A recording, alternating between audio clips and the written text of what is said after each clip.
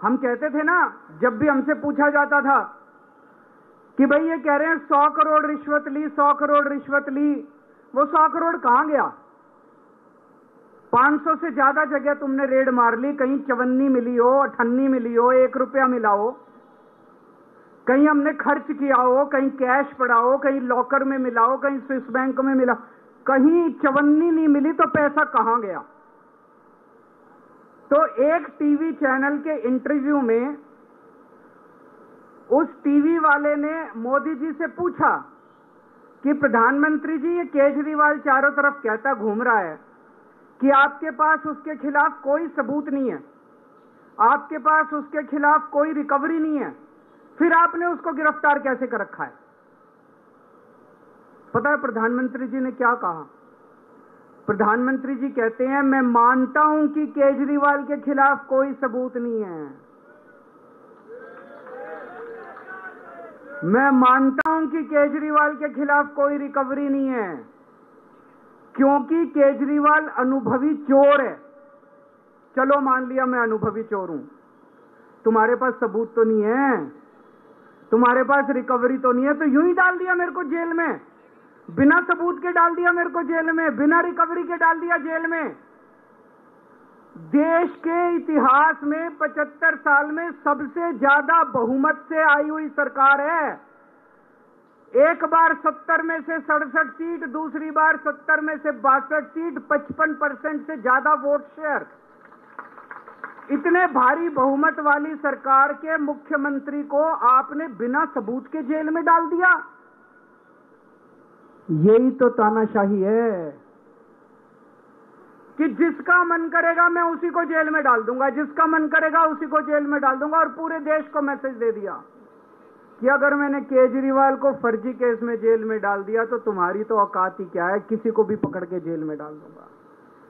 इसी तानाशाही के खिलाफ लड़ रहा हूं मैं, और इस किस्म की तानाशाही अपने देश को बर्दाश्त नहीं है। भगत सिंह ने कहा था ना कि जब सत्ता तानाशाही हो जाए तो जेल जिम्मेदारी बन जाती है, सबकी जिम्मेदारी है जेल में जाना, इसके खिलाफ आवाज उठाना। भगत सिंह के चेले हैं। भगत सिंह देश को बचाने के लिए, देश को आजाद कराने के लिए जेल गए थे। भगत सिंह देश को आजाद कराने के लिए फांसी पे चढ़े थे। हम देश को बचाने के लिए जेल जा रहे हैं।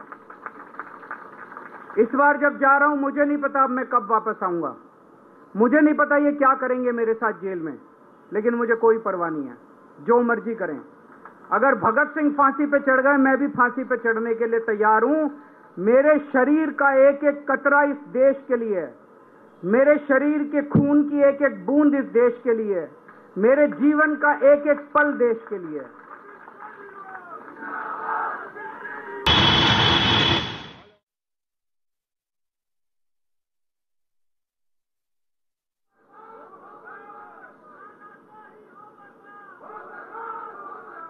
मैं अभी राजघाट गया था सभी साथियों के साथ। महात्मा गांधी की समाधि पे हम लोगों ने श्रद्धांजलि दी। गांधी जी ने इस हमारे देश से तानाशाही का अंत किया था, वो हमारे लिए प्रेरणा स्रोत हैं। उसके बाद हम कनॉट प्लेस गए, हनुमान मंदिर, वहां पे हमने हनुमान जी के मंदिर में जाके हनुमान जी का आशीर्वाद लिया। 4 तारीख को भी मंगलवार है, भली करेंगे बजरंगबली, करेंगे कि नहीं करेंगे? बोल बजरंगबली की। इनका नाश करेंगे, तानाशाहों का नाश करेंगे। अपने को किसी व्यक्ति विशेष से अपनी कोई दुश्मनी नहीं है, अपनी दुश्मनी तानाशाही से है। तानाशाही बर्दाश्त नहीं है अपने को। तो 4 तारीख को भी मंगलवार है और बजरंगबली का मेरे ऊपर, पार्टी के ऊपर बहुत आशीर्वाद है, देश के ऊपर बहुत आशीर्वाद है। मैं प्रार्थना करने गया था बजरंगबली को कि हे बजरंगबली, मेरे देश को बचा लो।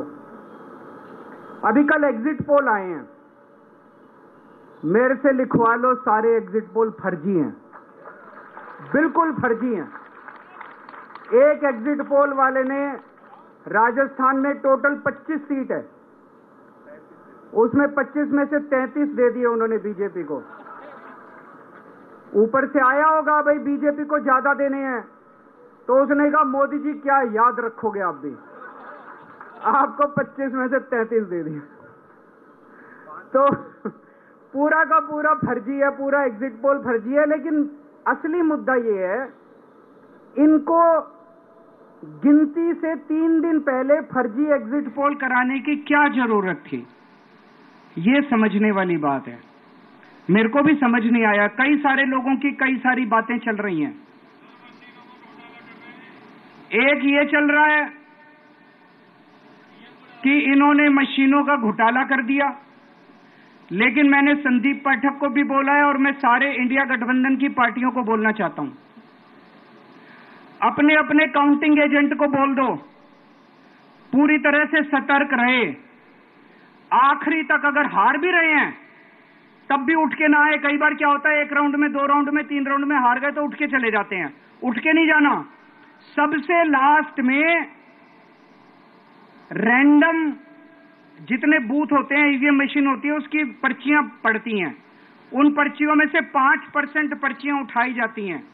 उन 5% ईवीएम की मैचिंग वीवीपैट की स्लिप से कराई जाती है।